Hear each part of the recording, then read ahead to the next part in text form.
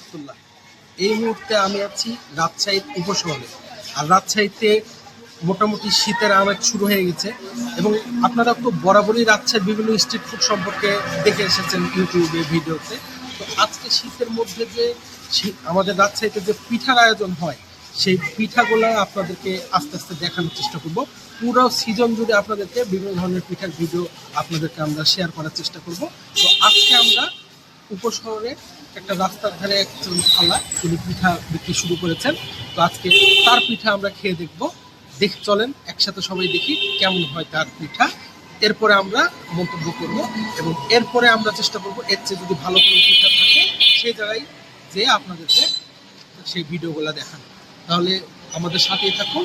আর ভিডিওটা ভালো লাগলে অবশ্যই লাইক করবেন, কমেন্ট করবেন এবং সাবস্ক্রাইব করবেন। তো মোটামুটি যেই কথা সেই কাজ, চলে গেলাম খালার দোকানে। এবং খালার দোকানের লোকেশনটা হচ্ছে রাজশাহী সৃষ্টি স্কুলের ঠিক পাশেই, মানে উপশহরে, রাজশাহী উপশহরে। তো দেখছি খালা ভাপা পিঠা এবং চিতই পিঠা এই দুইটা বানাচ্ছে। তো আমার আসলে চিতই পিঠা বেশি পছন্দ। আমি মিষ্টি জিনিস একটু কম পছন্দ করি, আমার ঝাল জিনিস বেশি পছন্দ। তো খালার পিঠা বানানো দেখতেই বেশি ভালো লাগছিল।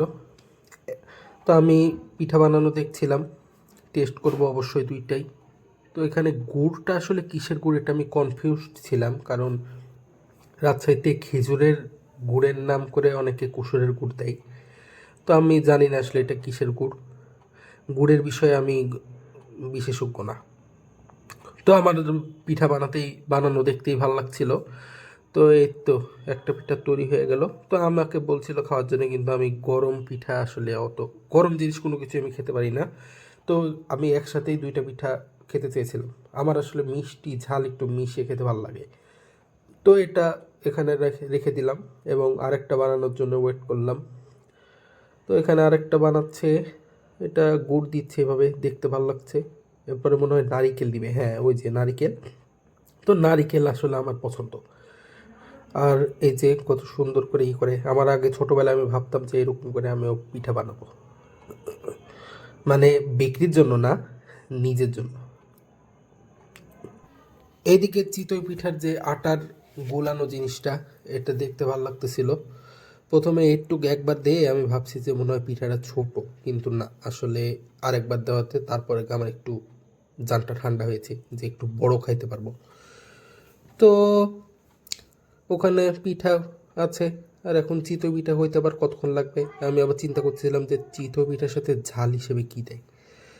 তো দেখি কী দেয়। তো আমি আসলে ঢাকায় যখন ছিলাম তখন বেগুন, সর্ষা এই জিনিসগুলো বেশি, তো কিন্তু এখানে দেখলাম যে বেগুন নাই, এখানে আছে সরিষা এবং ধনে পাতার ভর্তা, তাও আবার মিক্সড করে। তো দেখি কতক্ষণ লাগে। এই তো সুন্দর আমার চিতই পিঠা হয়ে গেছে।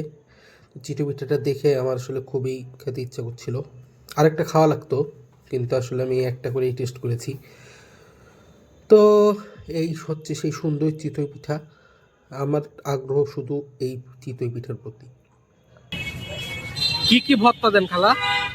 আমার ভর্তা আছে একটাই, আজকে আমি পাই নাই, তো সময় পাই নাই, একটা ভর্তা করে নিয়ে চলে আসি।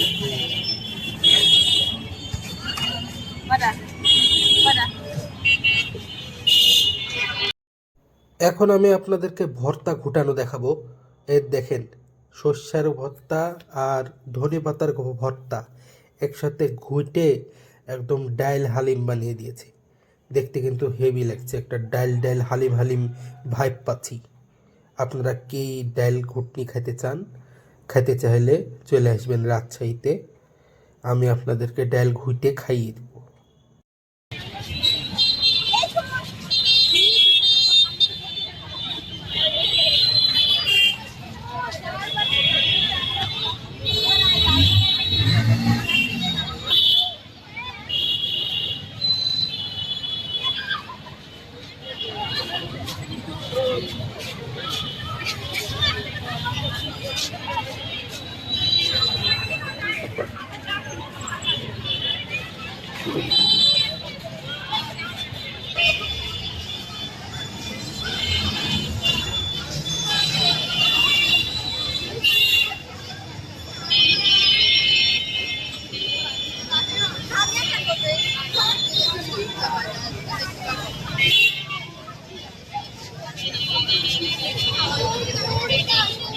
তো খাওয়া শুরু করার পর আমি আসলে যে জিনিসটা ফিল করলাম যে আমার ভাপা পিঠা খেতে অত ভালো লাগছে না।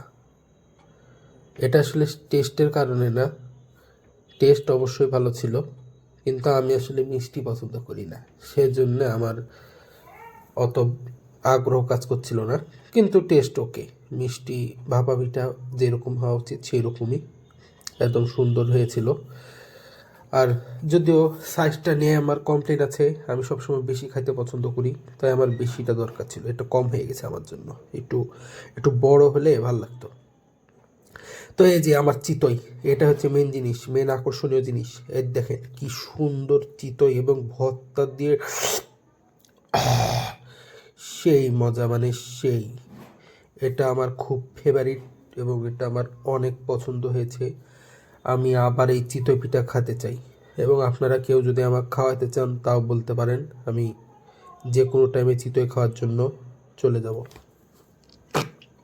তো এই ছিল মোটামুটি আজকের ভিডিওটা ভালো লাগলে অবশ্যই লাইক করবেন, কমেন্ট করবেন, সাবস্ক্রাইব করবেন। ইনশাল্লাহ দেখা হবে নতুন কোনো ভিডিওতে। সে পর্যন্ত টাটা, বাই বাই।